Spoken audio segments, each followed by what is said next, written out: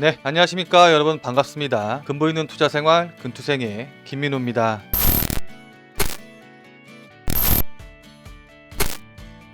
최근에 셀리버리가 무상증자 호재로 인해서 2연상까지 갔었었죠. 그리고 나서 지금 살짝 옆으로 좀 횡보를 하고 있는데, 시총이 약 3조 원 가까운 주식이 상한가를 2번이나 가다니 정말 대단합니다. 현재 셀리버리를 매수 중이셔서 수익이 크게 나신 분들도 계실 것 같고, 또 이제 막 셀리버리에 관심을 갖게 돼서 언제 한번 매수를 해봐야 되나, 그러니까 무증 일정이 있는데 무증을 받아야 되나 아니면 무증을 받지 말고 매수를 해야 되나, 이런 식의 고민들이 많이 있으실 것 같습니다. 자, 그래서 오늘은 이 셀리버리의 무증 일정과 관련된 A부터 Z까지 완벽하게 설명을 좀 드리도록 하겠습니다. 셀리버리 무증에 대한 궁금증은 아마 이 영상 하나로 전부 다 해결되실 수 있으실 겁니다. 자, 그럼 지금부터 바로 시작을 해보도록 하죠.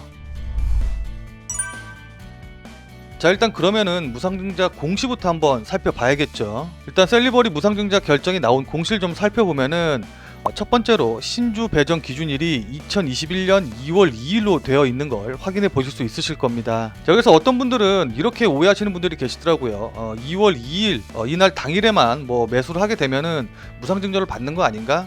라고 좀 오해를 하시는 분들도 계시던데, 결론부터 말씀드린다고 하면은 이건 절대 아닙니다. 우리나라 주식시장 같은 경우에는 3거래일 결제 시스템을 채용을 하고 있기 때문에 2월 2일날 주식을 보유하고 계시려고 한다고 하면은 당일을 포함해서 3일 전이죠. 1월 31일까지는 매수가 완료가 되어야 됩니다. 근데 1월 31일날 보니까는 이날이 뭐죠? 일요일이죠. 아무래도 이제 1월 31일이 일요일이고 공휴일이다 보니까 1월 31일이 아니라 그 바로 직전의 거래일인 1월 29일 이날까지 매수가 완료가 돼야 됩니다. 자, 그러니까 결론적으로 말씀을 드린다고 하면은 셀리버리의 무증을 받기 위해서는 1월 29일 시간의 거래 시장이 마무리되는 오후 6시 전까지는 무조건 매수하셔서 보유하셔야 된다는 겁니다. 자, 그렇게 되면은 셀리버리의 무상증자를 받으실 수가 있는데, 오늘이 지금 1월 28일이니까 셀리버리의 무증을 받으시려는 분들은 내일까지는 매수를 완료하셔야겠죠. 자, 그리고 그 다음에 밑에 있는 이 5번 항목을 좀 살펴보면은 1주당 신주 배정 주식수라고 써 있는데, 여기 보면 1이라고 써 있죠.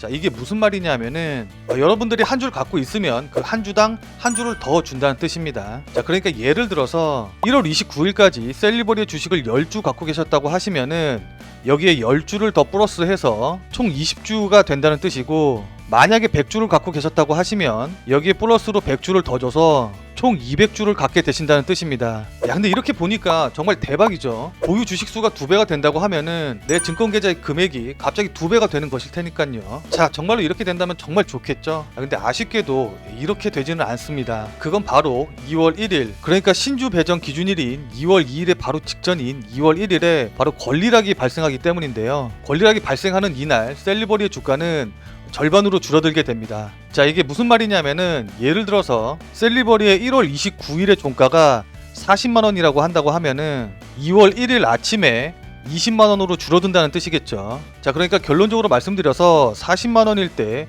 10주를 갖고 계셨다고 하시면은 20만원일 때 20주를 갖게 되시는 겁니다. 그러니까 보유한 주식수는 2배로 늘어나기는 하지만 그만큼 가격도 절반이 되기 때문에 결국 내 계좌의 금액은 동일하게 되는 것이죠. 자, 그런데 이게 끝이 아닙니다. 8번 항목을 보시면 아시겠지만은 신주의 상장 예정일이 2021년 2월 24일이죠. 자, 이게 무슨 말이냐면은 무상증자로 주기로 한 주식이 2월 1일 당일날 들어오는 게 아니라 2월 24일날 들어오게 된다는 것을 말하는 겁니다. 자, 그러니까 2월 1일부터 2월 23일까지는 신주가 들어오지 않기 때문에 내가 보유한 주식수는 동일한데 주가만 반토막이 나서 내 계좌에는 그만큼 마이너스로 찍히게 된다는 뜻이죠. 자, 예를 들어서 설명을 좀 드린다고 하면은 셀리버리를 한 20만원에 보유하고 계신 분들 같은 경우에는 1월 29일날 40만원으로 마무리가 되게 되면은 이때 100% 수익 중이시겠죠. 자, 그런데 2월 1일날 권리락이 발생을 해서 이 가격이 20만원으로 줄어들게 되면은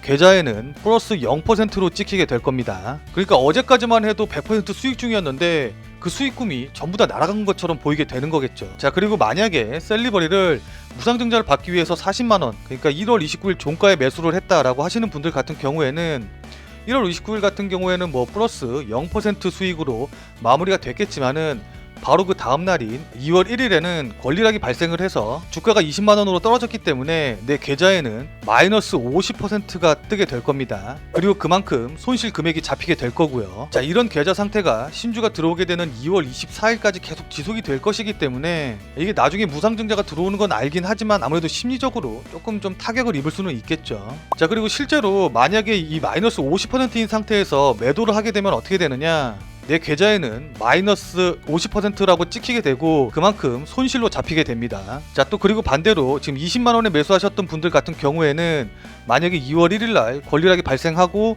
그 다음에 뭐 22만원까지 상승을 했다라고 치면은 내 계좌에는 플러스 10% 수익으로 표시가 되고, 이 상태에서 만약에 매도를 진행을 하게 되면은 플러스 10% 수익으로 확정이 되고 그 다음에 그만큼의 수익 금액이 들어오게 될 겁니다. 자, 여기까지 이해가 되시나요? 그러면은 무상증자 받으면 왠지 손해보는 느낌일 것 같고, 이때 여기서 만약에 매도해버려서 진짜 플러스 10% 수익이 되거나 아니면 마이너스 50% 손실이 확정이 되게 되면 나한테 손실이 나는 거 아닌가?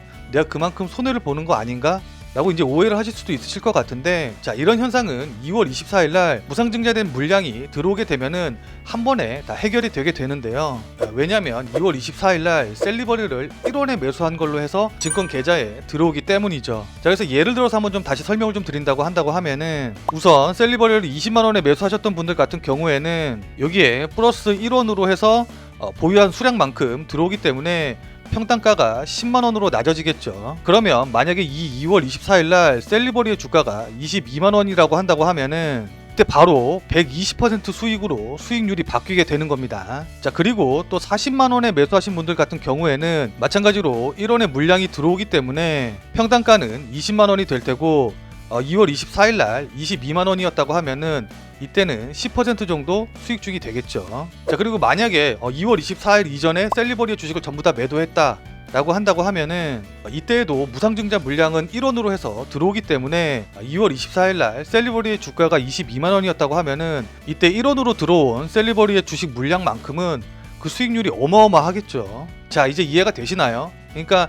권리락이 발생하는 2월 1일부터 2월 23일까지는 내 계좌에 마이너스가 찍히고, 또 그 금액을 기준으로 해서 내가 만약에 매수를 하던 아니면 매도를 하던 그것만큼 손실이나 수익이 발생을 하기 때문에 왠지 내가 손해를 보는 것 같기는 하지만은 2월 24일날 신주 물량이 들어오게 되면은 지금까지 손해봤던 것 같은 그런 금액들은 한 번에 다 만회가 된다.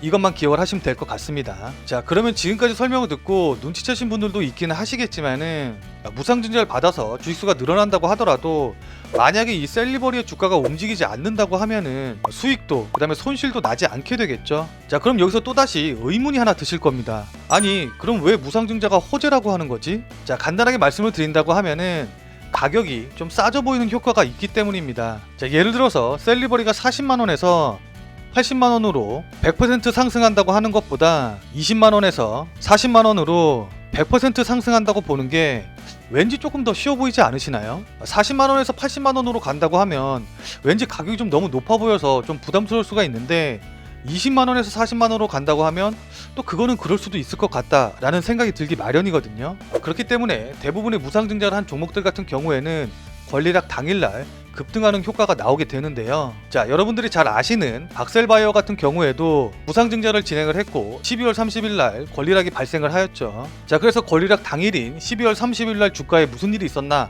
좀 살펴본다고 하면은, 권리락으로 인해서 주가는 반으로 줄어들기는 했지만은 시초가부터 19% 정도 상승해서 출발을 시작을 했고, 그날 당일 상한가로 마무리한 걸 확인해 볼 수 있으실 겁니다.